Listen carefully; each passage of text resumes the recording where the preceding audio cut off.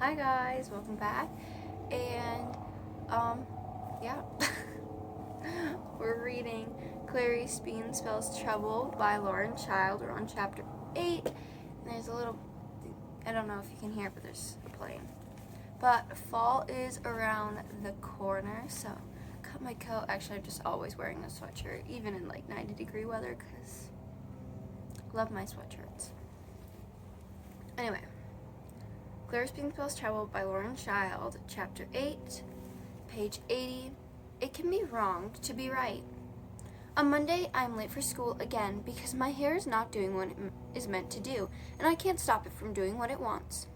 I have lost all my hair clipped, and the one that I ordered from the pack of the Ruby Redford spaghetti 4 weeks ago still hasn't arrived.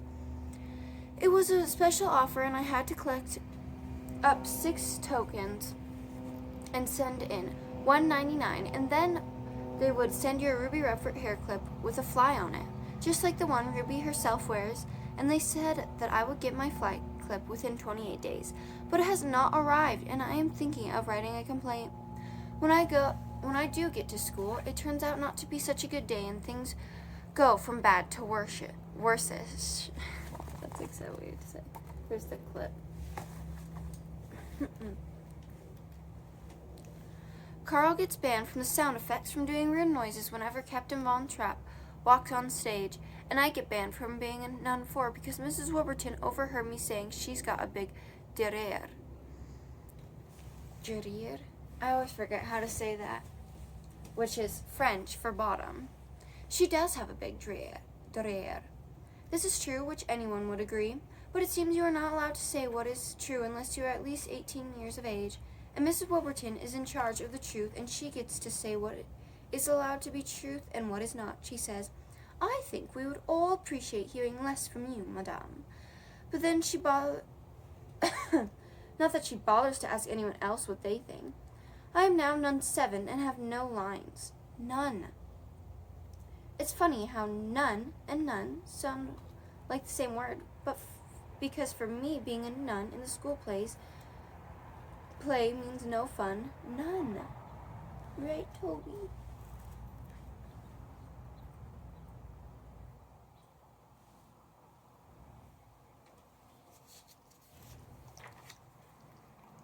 Are you so needy? But I'm thinking of not being in The Sound of Music at all. I'm fed up with being given the loser parts and told off every 5 minutes when we are meant to be enjoying ourselves. During break, I go and sit on my own since Betty isn't around. She's at her trumpet lesson. I have a gnawing worrying about the spelling bee, which just won't go away. It seems utterly unfair that someone like Carl is a good speller even though he never even tries, and someone like me is a bad speller even though I try quite a lot. And it's not my fault if I don't know how many K's there are in anxious. Anxious is a very anxious-making word. Since I have my pocket dictionary with me, I decide to make a start on the X's.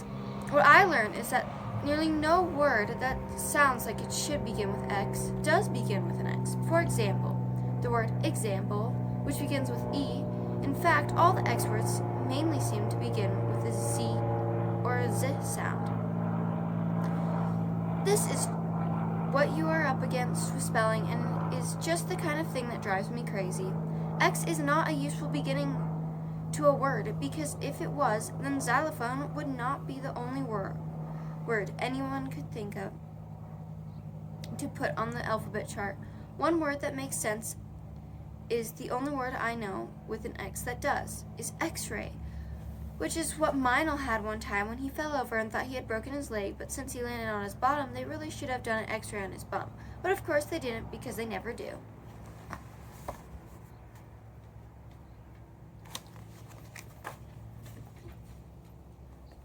So she'll be this one, nun 7. The other thing, sorry, I'm having a little trouble today because my throat is just like a little clogged up. I'm just congested. The other thing that made the day a bit worse was that this afternoon Betty got in trouble. This doesn't usually happen because Betty Moody is one of those people who simply never gets in trouble for anything, except after lunch today when Mrs. Wilburton spelled something on the board, and Betty put her hand up to say she was wrong. Mrs. Wilburton was trying to say Sahara Desert. Someone walked out, and then they're like, oh. Sahara Desert, which is a dry place, or Sahara Desert. Sahara. I'm losing my mind. Which is a dry place, and absolutely everything is made of sand. You must not go there without at least 2-ish gallons of water, or you will simply shrivel up of drought and probably die. Although I do have this book about surviving in absolute dreadfulish emergencies, and it is said if you are trapped in a desert with no water, you must, whatever you do, have an old baked bean can with you. Empty, although in an emergency you can always quickly eat the baked beans, or if you aren't hungry, pour them into something else and save them for later. What you do if you have forgotten your can opener, I don't know. Anyway, then what you do is at night put a plastic bag on top of the can with a pebble on top. And, like magic, when you wake up, there will be water in the can. Can of beans, can opener, beans in a bowl, plastic bag over can, pebble on top, H2O in the no can opener? Yikes. This is what I was just reading. So, that's kind of cool, honestly. I want to try that now. I'm not sure how it works, but it is something to do with science. Anyway, Mrs. Wilburton by accident wrote Sahara Desert.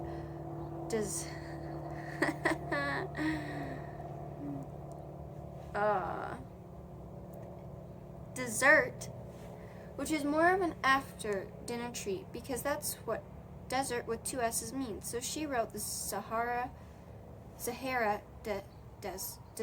I keep saying which does not actually exist. At least I don't think there's a Sahara Desert. Or Sahara. I don't know. Okay, if you guys cannot get desert and dessert straight, there's a trick that I learned that with dessert you always want a second helping. So there's 2 S's in dessert because you always want a second helping. And desert, you just don't want to be there, so there's 1 S. Like 1 star.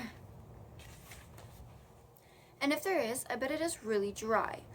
Mrs. Wilburton did not like being told she was wrong about her spelling, so when Betty was in trouble for being right, this is something I am learning. It can be wrong to be right. When we are walking home from school, Betty tells me that she has this idea, which she got from the Ruby Redford website. She says, there's a competition to come up with your own detective character and write a mystery, she says. So you see, we could write our own detective series. I say, but I don't think it can be that easy, Betty. And she says, why not? And I say, because Ruby Redford is a really clever idea, and I could never come up with something as clever as that. It's the most clever book I have ever read, and it is funny. Betty says, think about it.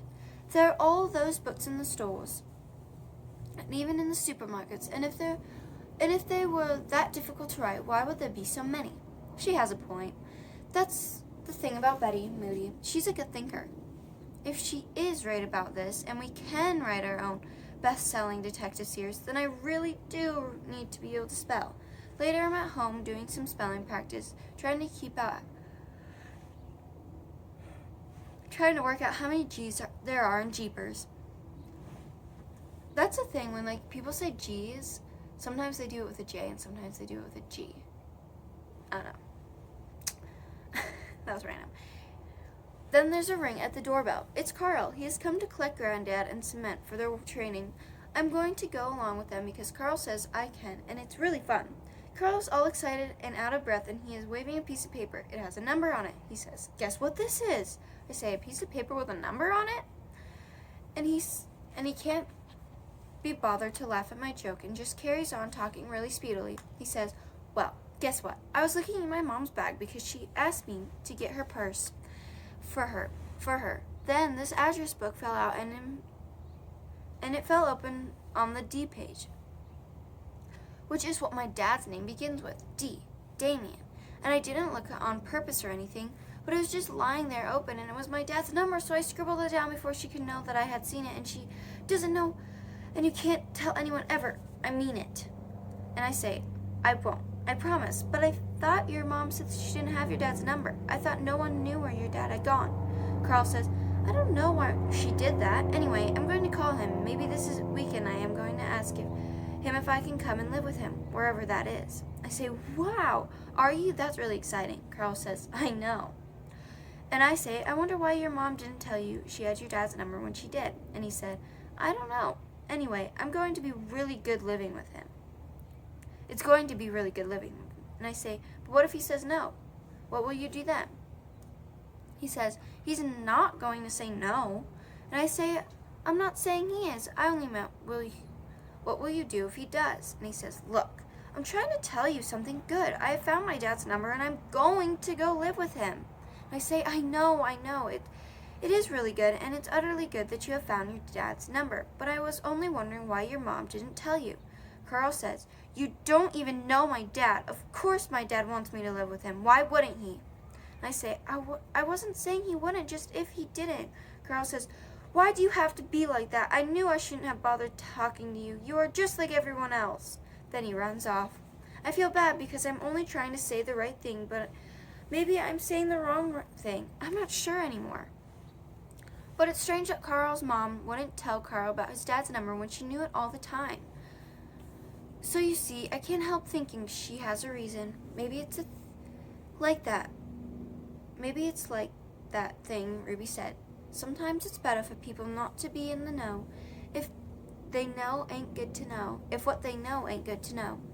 So you see, I was only saying something that Ruby herself would say, and Ruby is usually right. So why do I feel so bad? That is the end of chapter 8. So thank you guys for joining me. We ended on page 90, so we'll pick up on page 91. And it's great to have you guys here. So I hope you guys subscribe, and I hope to see you for later chapters and future books. So keep traveling and stay cool. Bye.